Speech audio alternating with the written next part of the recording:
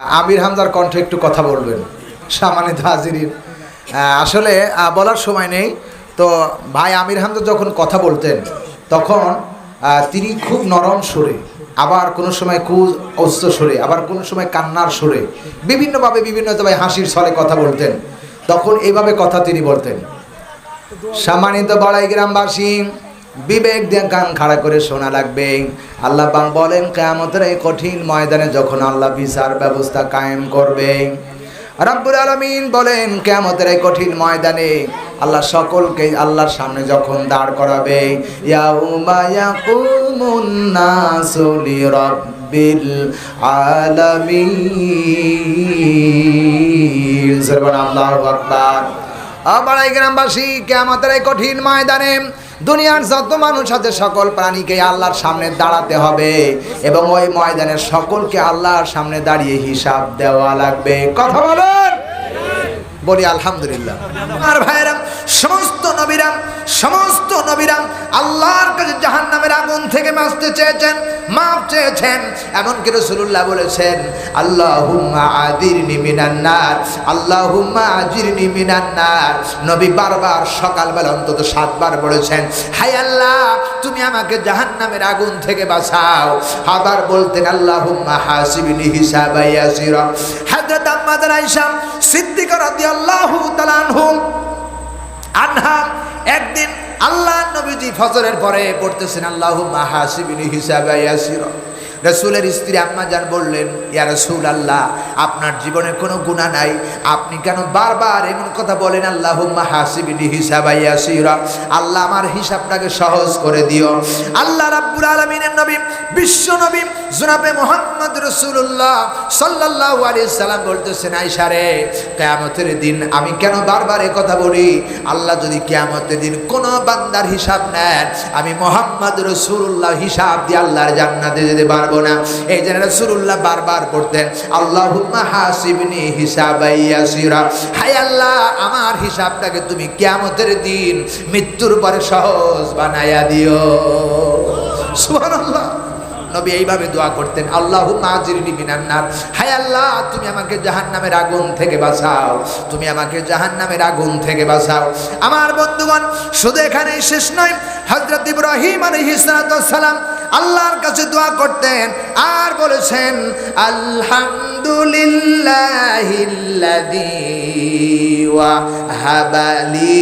ওয়াহাবালি আলাল কিবারি ইসমাঈলা ওয়া ইসহাক ইন্না রাব্বি লাসামিউদ দুআ। হযরত ইব্রাহিম আলাইহিস সালাম আল্লাহর কাছে বলেছেন সকল প্রশংসা আল্লাহর জন্য, যিনি আমাকে বৃদ্ধ বয়সে আল্লাহর পয়গম্বর ইব্রাহিম আলাইহিস সালাম দোয়া করেছিলেন, হায় আল্লাহ চেয়েছিলেন আমাকে একটা সন্তান দাও। হযরত ইব্রাহিম আলাইহিস সালাম বললেন, হায় আল্লাহ তুমি আমার বৃদ্ধ বয়সে আমার জন্য সন্তান দিয়েছো, ইসমাঈল ও ইসহাক তুমি আমারে দান করেছো।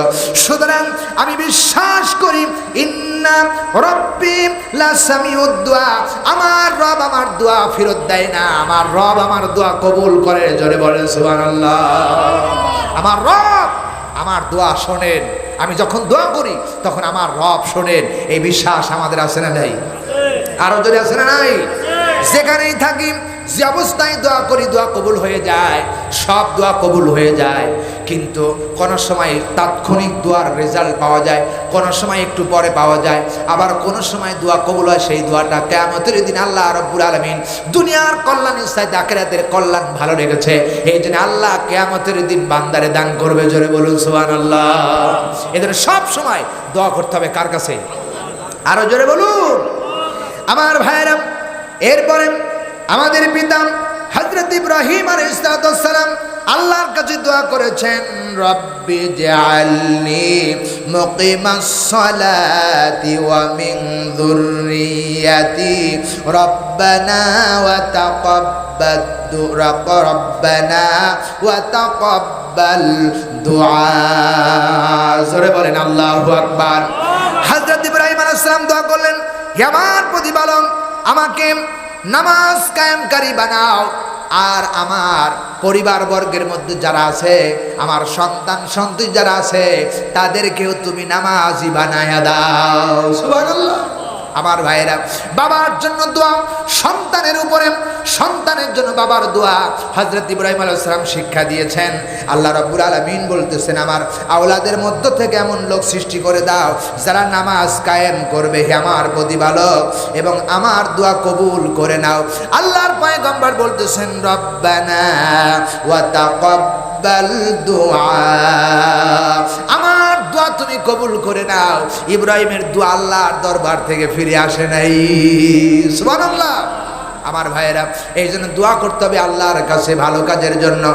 আর সর্বক্ষণ বিশ্বাস করতে হবে, আমি যেখানে আসি, যেভাবে আসি, যেভাবে করি না কেন, আল্লাহ রাব্বুল আলামিন আমার কথাগুলো শুনতেছেন এবং বুঝতেছেন। কোরআনে কারীমের ভিতরে বলেন, রব্বানা ইন্নাকা তা'লামু মা তুখফি ওয়া মা তু'লিনু ওয়া মা ইয়াখফা আলাল্লাহি মিন শাইইন ফিল আরদি ওয়ালা ফিস সামাই। জোরে বলেন আল্লাহু আকবার। সূরা ইব্রাহিমের ভিতরে আল্লাহ রাব্বুল আলামিন বলতেছেন, রব্বানা, রব্বানা, হে আমার প্রতিপালক, আমরা যে কাজ করি না কেন, আমি যখন দোয়া করি, আমি যখন গান গাই, আমি যখন দাঙ্গামা করি, আমি যখন সিনেমা দেখি, আমি যখন অবৈধ কাজে মিলামিশা করি, রব্বুল আলামিন বলতেছেন, রব্বানা, হে আমার রব, ইন্নাকা তা'লামু, আপনি জানেন, মা তুখফি, যা আমি গোপনে করি সেটাও তুমি জানো, ওয়া মা নুলিন ওয়া মা নুলিনু, আল্লাহ বলেন, আর যেটা আমি গোপনে করি সেটাও তুমি জানো, ওয়া মা ইয়াখফা আলাল্লাহ, এবং আল্লাহর দরবারে কোনো কিছুই গোপন থাকে না। জোরে বলেন সুবহানাল্লাহ। মিন শাইইন ফিল আরদি ওয়ালা ফিস সামাই, আসমানের ভিতরে যদি কোনো বান্দা অপকর্ম করে সেটা আল্লাহর কাছে গোপন থাকে না, আর যেটা আল্লাহ রাব্বুল আলামিনের আকাশের ভিতরে হয় সেটা আল্লাহর কাছে গোপন থাকে না, সব ওপেন হয়ে যায়। আমার বিশ্বাস, সেই আয়াত যদি কোনো মানুষের কানে কবরে পৌঁছে, ওর জীবনে কোনোদিন ন্যায়ের পক্ষ ছাড়া অন্যায়ের পক্ষ নিতে পারে না। ঠিক কিনা? প্রিয় ভাই সাহেব, আমরা নিব কার পক্ষ? আরো জোরে বলেন, কার পক্ষ? আল্লাহ এবং রাসূলের পক্ষ নিয়ে যদি আমরা চলতে পারি, আমাদের জীবনটাও ভালো হবে, দুনিয়ার জীবন আখিরাতের জীবন কল্যাণকর হবে। আর এই দুনিয়ার জীবন সামান্য তো জীবন, জালিকা মাতাউল হায়াতিদ দুনিয়া, আল্লাহ রাব্বুল আলামিন বলেন ছোট্ট একটি জীবন। আমার মুসলমান ভাইরা, হাদিস শরীফের ভিতরে আছে, এই জীবন একদিন শেষ হয়ে যাবে, কিন্তু আখিরাতের জগৎ তেমন একটি জগৎ, নবীজি বলেছেন, এই গোটা পৃথিবী শুধু বাংলাদেশ নয়, টেকনাফ থেকে তেতুলিয়া পর্যন্ত নয়, পূর্ব থেকে পশ্চিম পর্যন্ত, সীমার থেকে জুনুব পর্যন্ত, আকাশ আর জমিনের নিচে যতগুলো জায়গা আছে, গোটা পৃথিবী যদি সরিষার দানা দিয়ে পূর্ণ করে দেওয়া হয়, রাসূল বলেছেন, আর একটা কবুতর যদি এক নয়, দুই নয়, 70 বছর পর পর একটা দানা খেয়ে যায়, আর ওই দানাটা আবার 70 বছর আর একটা খায়, সব দানা, সরিষার দানা শেষ হয়ে যাবে, কারণ দুনিয়ার জীবন শেষ হয়ে যাবে, আখিরাতের জীবন শুরু হবে, আর জীবনেও শেষ হবে না। ঠিক না বে ঠিক? সুতরাং এই জীবনের জন্য নয়, আখিরাতের জীবনের জন্য আমাদেরকে কল্যাণের কাজ করতে হবে, কল্যাণকর কাজ আমাদেরকে সমাধা করতে হবে। তাই আমার ভাইরা, হযরত হুসাইন রাদিয়াল্লাহু তাআলা জীবন দিয়ে প্রমাণ করেছেন, রাসূলুল্লাহ মক্কা থেকে মদিনায় চলে গেছে, বাতিলের কাছে মাথা নত করেন নাই। হুসাইন তার জীবনটাকে পরীক্ষা দিয়ে পাশ করলেন, এবং কি 6 মাসের শিশু আলী আসগার ওই ময়দানে জীবন দিয়ে প্রমাণ করলেন, ওয়াকুল জাআল হক ওয়া জাহাকাল বাতিল ইন্নাল বাতিলা কানা জাহুকা। আমার মুসলমানেরা, হুসাইন এবং আলী আসগার প্রমাণ করলো চিরদিন ইসলাম সত্য, হক সত্য, আর বাতিল মিথ্যা, বাতিল ভণ্ড, বাতিল থাকবে না, সত্য টিকে থাকবে। সুতরাং সত্যের পথে টিকে থেকে তারা শাহাদাত বরণ করেছে। যদি মুসলমান হয়, কিয়ামতের দিন নবীর উম্মত হিসাবে আল্লাহর দরবারে যদি প্রমাণ প্রমাণ করতেছে আমি রাসূলুল্লাহর উম্মত, তাহলে জীবন দিয়া হলেও বাতিলের পক্ষে মোকাবেলা করতে হবে। এর নাম হলো আজকের এই 10 মুহররম, ঠিক কি না? এটার নাম হলো মুহররম। প্রিয় ভাই সাহেব, হযরত হুসাইন রাদিয়াল্লাহু তাআলা আনহু জীবন দিয়া দিয়েছেন, এই মাসটা হলো মুহররম। সুতরাং হুসাইন চিন্তা করেছিলেন দুনিয়ার জীবন সাধারণ জীবন, আর আখিরাতের জীবন সবচেয়ে বড় জীবন। আল্লাহু মুত্তিম, আল্লাহ পাক বলেছেন আল্লাহু ইনদাহু হুসনুল মাআব, সবচেয়ে ভালো আশ্রয় তো রয়েছে আল্লাহ রাব্বুল আলামিনের কাছে পরকালের জন্য। জোরে বলেন সুবহানাল্লাহ। তাই আমাদেরকে এই দুনিয়ার যদি ভালো কাজ করতে না পারি, তাহলে আমাদেরকে যদি কল্যাণকর কাজ করতে বিলম্ব করি বা করতে পারতেছি না, আল্লাহর কাছে দোয়া করতে হবে, রব্বুল আলামিন তুমি মেহেরবানি করে আমার সন্তান দাওলাদ পরিবার যারা আছে সকলকে নামাজি বানায়া দাও, আর সকলকে নামাজ কায়েমের আন্দোলনে শামিল করে দাও। জোরে বলেন সুবহানাল্লাহ। এই দোয়া শিক্ষা দিয়েছে কে? আরো জোরে বলুন। আল্লাহ তাআলা শিক্ষা দিয়েছেন। প্রিয় ভাই সাহেব, এই জন্য আমাদেরকে ইসলামী আন্দোলনের জন্য আমাদেরকে অবশ্যই কাজ করতে হবে। কুরআনুল কারীমের ভিতরে এরপরে আল্লাহ রাব্বুল আলামিন বলতেছেন, হযরত ইব্রাহিম আলাইহিস সালাম দোয়া করেছেন, আমাদেরও দোয়া, রাব্বানা গফিরলি ওয়া লিওয়ালিদাইয়া ওয়া লিল মুমিনিনা ইয়াউমা ইয়াকুমুল হিসাব। হে আমার প্রতিপালক, যেদিন হিসাব প্রতিষ্ঠিত হবে, হিসাব যেদিন প্রতিষ্ঠিত হবে, যেদিন আপনি হিসাব নেবেন, হায় আল্লাহ তাআলা সেদিন আমাকে আর আমার বাবা, আমার মা আর আমার আত্মীয় মুমিনাত যারা আছে তাদেরকে তুমি আল্লাহ রাব্বুল আলামিন ওই কিয়ামতের দিন ক্ষমা করে দিও। জোরে বলেন সুবহানাল্লাহ। প্রিয় ভাইরা, আমার জন্য শুধু দোয়া করলেই হবে না, আমার পরিবারের জন্য দোয়া করতে হবে। আজ ছেলেরা সব গাঁজাখোর হয়ে গেছে, কথা বলে ঠিক না? ঠিক সমাজে আছে না নাই? কেন এটা রয়েছে? সমাজে আইন নাই, কথা বলে ঠিক না? ঠিক এই সমাজ যদি সত্যিকার কোরআনের আইন থাকতো, গাঁজাখোর তো দূরের কথা, গাঁজাখোরের লেশ পর্যন্ত পাওয়া যাইতো না, কথা বলে ঠিক না? ঠিক আজ ধর্ষণ হয়, ধর্ষণের কোনো বিচার নাই। আহা, বাংলার কি পরিস্থিতি! ছোট্ট কিশোরী মেয়েরা ধর্ষণ হয়, তাদেরকে বাঁচানোর জন্য বিভিন্ন দলের পর্যায়ে বিভিন্নভাবে সাক্ষ্য দিয়ে তাদেরকে বাঁচানোর জন্য চেষ্টা করতেছে। আল্লাহর কসম, কোরআনে কারীম বলেছেন লা তাকরাবুজ জিনা, জিনার কাছেও যেও না। জিনার কথা দূরের কথা, জিনার কাছেও যেও না। আর আজ বাংলাদেশের ধর্ষণ, খুন, গুম একটু অভাব নাই, শুধু দিদার চলছে, বিচার নাই। বিচার না থাকার কারণে আজ সমাজে জিনা, ব্যভিচার, অত্যাচার, নির্যাতন, পরকীয়া বাড়ছে না কমছে? জোরে বলে বাড়ছে না কমছে?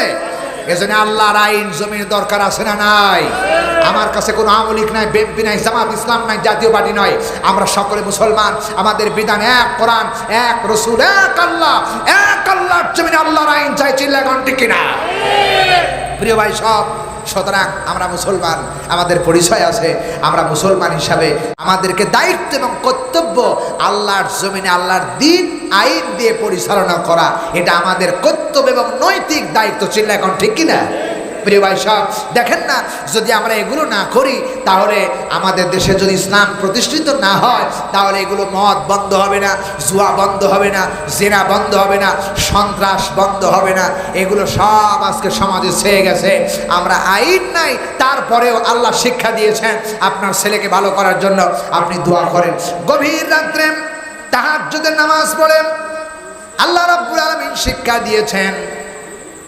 আল্লাহ রাব্বুল আলামিন শিক্ষা দিয়েছেন, রব্বানা হাব লানা মিন আজওয়াজিনা ওয়া যুররিয়াতিনা কুররাতা আইউনি ওয়াজআলনা লিল মুত্তাকিনা ইমামা।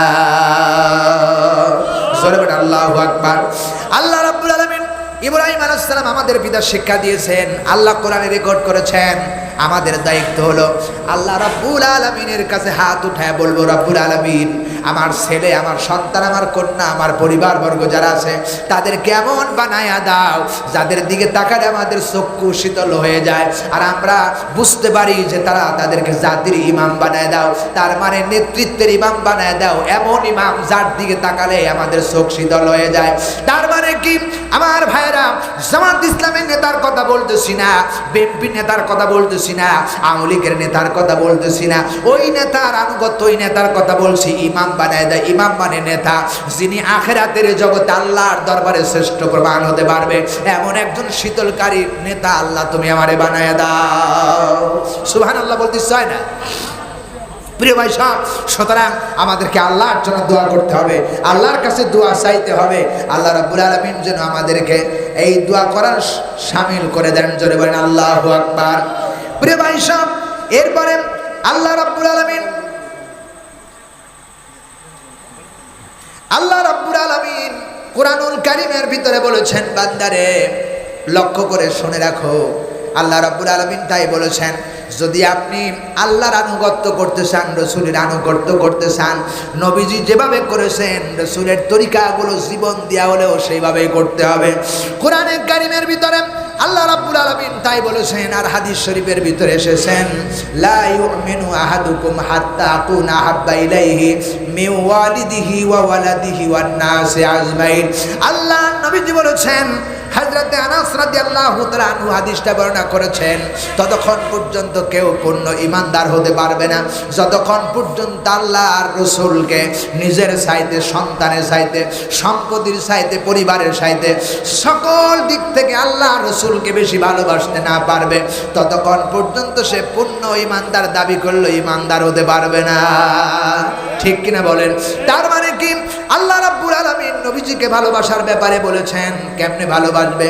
ভালো যদি বাসতে হয়, ওয়া মা আতাকুমুর রাসূলু ফাখুযুহু ওয়া মা নাহাকুম আনহু ফান্তাহু। আল্লাহ রাব্বুল আলামিন রাসূল সাল্লাল্লাহু আলাইহি ওয়াসাল্লাম তোমাদের জন্য বলেছেন, আল্লাহ পাক বলতেছেন তোমাদের রাসূল তোমাদের জন্য যা নিয়ে এসেছে, যা তিনি হুকুম দেয় তা তোমরা গ্রহণ করো, আর তিনি যেটা নিষেধ করেছেন তা থেকে তোমরা দূরে থাকো। তার মানে কি রাসূলুল্লাহ আল্লাহর কোরআন দিয়ে বলেছেন, মদ খাইও না, মদ খাইতে পারবা না, দাড়ি কাটতে পারবা না, দাড়ি কাটতে পারবা না, স্ত্রী মহারণা পরিশোধ করে দেওয়া লাগবে, করতে হবে। রাসূলুল্লাহ বলেছেন সুদ খাইবে না, সুদ খাওয়া যাবে না। আল্লাহ বলেছেন সুদ খাওয়া হারাম, সুদ খাইতে পারবে না। নবী যেটা তোমাদেরকে নিষেধ করেছেন সেটা তোমরা মেনে নাও, নবী যেটা আদেশ করেছেন সেটা তোমরা গ্রহণ করো। এর নাম হলো আনুগত্য। চিল্লায় কোন ঠিক কিনা? এর নাম কি? এর নাম হলো আনুগত্য। প্রিয় ভাই সব, এইভাবে যদি আনুগত্য আমরা করতে পারি তাহলে আমাদের জীবন দুনিয়ার জীবনে সাকসেসফুল হয়ে যাবে, আখিরাতের জীবনেও সাকসেসফুল হয়ে যাবে। জোরে বলুন সুবহানাল্লাহ। তাই আল্লাহ রাব্বুল আলামিন কুরআনুল কারীমের ভিতরে এখানে শেষ করেন নাই, আল্লাহ রাব্বুল আলামিন আরো বলেছেন কোরআনে কারীমের ভিতরে, আল্লাহ রাব্বুল আলামিন বলতেছেন, ওয়া মান ইউতিইল্লাহা ওয়া রাসূলাহু ইউদখিলহু জান্নাতিন তাজরি মিন তাহতিহাল আনহারু খালিদিনা ফিহা ওয়া যালিকাল ফাওজুল আযীম। জোরে বলেন আল্লাহু আকবার। আওয়াজ দিয়ে বলেন আল্লাহু আকবার। কথাটা কার? আরো জোরে। জোর হলো না, জোরসে বলো। আল্লাহ রাব্বুল আলামিন বলেন, ওয়া মা ইউতিল্লাহ, তোমরা আল্লাহর আনুগত্য করো, ওয়া রাসূলুহু ওয়া রাসূলাহু, আর রাসূলের আনুগত্য করো। যদি এইভাবে রাসূলের আনুগত্য করতে পারো, আল্লাহর আনুগত্য করতে পারো, তাহলে আল্লাহ তোমাদেরকে কি পুরস্কার দিচ্ছে? আল্লাহ বলেন, জান্নাতিন তাজরি মিন তাহতিহাল আনহার, এমন জান্নাত আল্লাহ দান করবে যার তলদেশ দিয়ে ঝর্ণা দ্বারা প্রবাহিত হতে থাকবে, যেখানে চিরকাল থাকবে। এটাই সবচেয়ে বড় পুরস্কার। চিল্লায় বলেন সুবহানাল্লাহ। আল্লাহর আনুগত্য ছাড়া জান্নাত সম্ভব নয়, রাসূলের আনুগত্য ছাড়া জান্নাত সম্ভব নয়। এই জন্য যেখানেই থাকি, যে অবস্থায় থাকি, আল্লাহ রাসূলের আনুগত্য, আল্লাহর আনুগত্য করতেই হবে, মাস্ট বি। ঠিক না বে ঠিক? প্রিয় ভাই সাহেব, স্ত্রীর কাছে যাবেন, স্ত্রী হালাল বৈধ করা হয়েছে, স্ত্রী ততক্ষণ পর্যন্ত বৈধ না যতক্ষণ আল্লাহ এবং রাসূলের তরিকা অনুযায়ী মহারণা পরিশোধ করা হবে না। কথা কয় না, ঠিক না বে ঠিক? তাহলে স্ত্রীর কাছে যেতে হলে মহারণা পরিশোধ করতে হবে, এটা আল্লাহ এবং রাসূলের আনুগত্য। নবী করিম সাল্লাল্লাহু আলাইহি সাল্লাম হযরত আদম আলাইহিস সালাম থেকে নিয়ে শুরু করে আজ পর্যন্ত হযরত আদম আলাইহিস সালাম যখন জান্নাতে বিবাহের ব্যবস্থা হয়ে গেল, হযরত আদমের কাছে কোনো টাকা ছিল না, পয়সা ছিল না।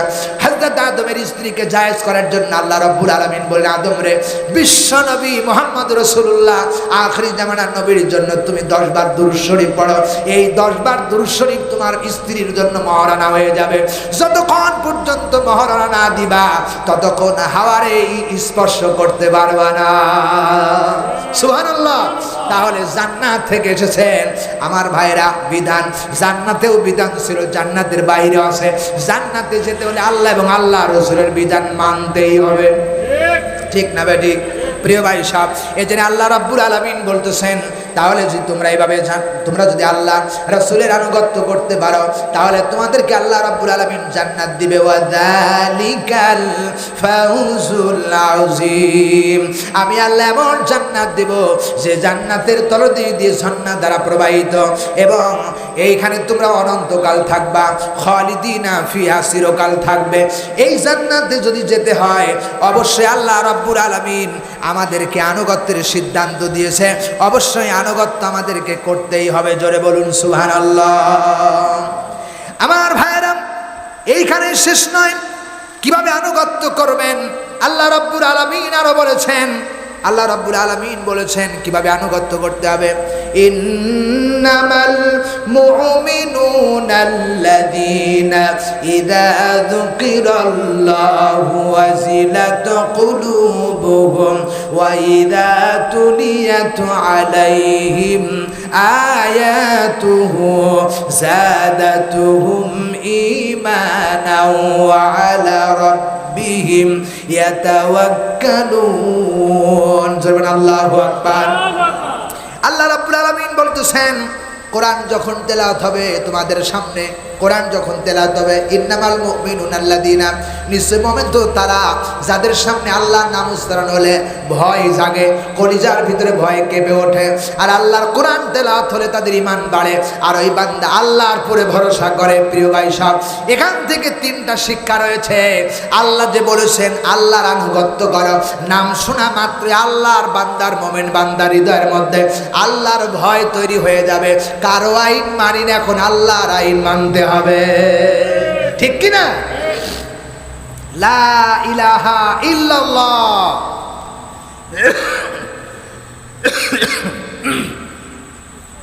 লা ইলাহা ইল্লাল্লাহ, এই কালেমাটা আমরা সবাই জানি। জানি কি জানি না? বলেন আপনারা, জানি কি জানি না? আমরা সবাই জানি লা ইলাহা ইল্লাল্লাহ, আল্লাহ ছাড়া কোনো মাবুদ নাই। আল্লাহ ছাড়া কি নাই? আল্লাহ ছাড়া কোনো ইলাহ নাই। সর্ববৃহত্তম বাক্য হলো যে আল্লাহ ছাড়া কোনো ইলাহ নাই। তার মানে কি? ইলাহার ব্যাখ্যা হলো যিনি সব কিছু নিয়ন্ত্রণ করে সব কিছু বান্দার কল্যাণের জন্য দিতে পারে, তিনি হচ্ছেন ইলাহ। জোরে বলুন সুবহানাল্লাহ। প্রিয় ভাই সব, ইলাহ যিনি আমাদেরকে, তিনি ছাড়া আর কোনো ইলাহ নাই। সেই ইলাহ আমাদের রাস্তা চলার জন্য, আমাদের জান্নাতে যাওয়ার জন্য, জাহান্নাম থেকে বাঁচার জন্য কোরআনে কারীমের মতো নিয়ামত দান করেছেন। এই কোরআন শুনলে ঈমান বাড়বে। মুমিন বান্দা তাতে বোঝা যায় যে ওই লোকটির কলিজার ভিতরে আল্লাহর ভয় তৈরি হয়েছে।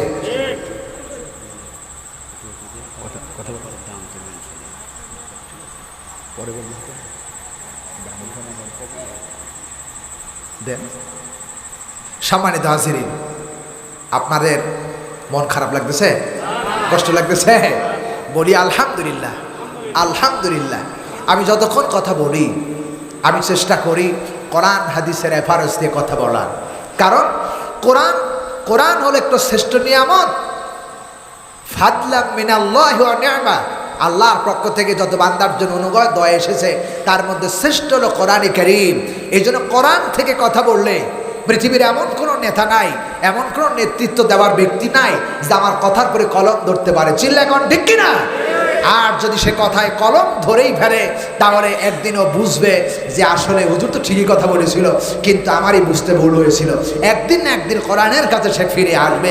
এই জন্য ফাযাক্কির ফাইন্না যিকরা তানফাউল মুমিনিন। আল্লাহ বলছেন, এ রাসূল আপনি যখন মানুষের সামনে বক্তব্য দিবেন, আমার কোরআন দিয়ে বক্তব্য দিবেন, অবশ্যই মানুষের কল্যাণে লাগবে। জোরে বলুন সুবহানাল্লাহ। যদি বাপ দাদা রহিমার কেসা বলি, একটা কথা বলি আমি শেষ করব, আর প্রধান অতিথি সাহেব কথা বলবেন যে আমাদের দেশে অনেক কেসা কাহিনী হয়। ইমাম আবু হানিফা রহমাতুল্লাহ আলাই অথবা আব্দুল কাদের জিলানী রহমাতুল্লাহ আলাই, বড় পীর আব্দুল কাদের জিলানী রহমাতুল্লাহ আলাই কোনো একদিন রাস্তা দিয়ে হেঁটে যাচ্ছে, নদীর কিনার দিয়ে হেঁটে যাচ্ছে। তখন দেখেন নদীর কিনারায় এক বৃদ্ধা বুড়িমা অঝর নয়নে চোখের পানি ফেলায় কাঁদতেছে। এমন সময় পীর সাহেবের খুব দয়া হলো, ডাক দিয়ে বসে বলল, বুড়িমা আপনি কেন এই সকালবেলা কেন কাঁদতেছেন? এমন সময় তিনি বলতেছেন, আমি কাঁদতেছি আমার দুঃখে, তোমারে বলি তো কোনো লাভ নাই প্রিয় ভাই সাহেব। তখন তিনি বললেন যে আমি কাঁদতেছি আজ থেকে 20 বছর আগে আমার একটি ছেলেকে হারিয়ে ফেলেছি, এবং এই জায়গায় হারিয়েছি। ছেলেটিকে বিবাহ করার জন্য নদীর ওপারে যখন বিবাহ করে নিয়ে আসতেছিলাম, তখন বরযাত্রী সহ এই নৌকা সহ মাঝিমাল্লা সহ এই জায়গায় 20 বছর আগে হারায় গেছে। সেই দিনের জন্য সেই পুত্রবধূ এবং ছেলের জন্য দুঃখে মনের দুঃখে কাঁদতেছি। পীর সাহেবের খুব দয়া হয়ে গেল।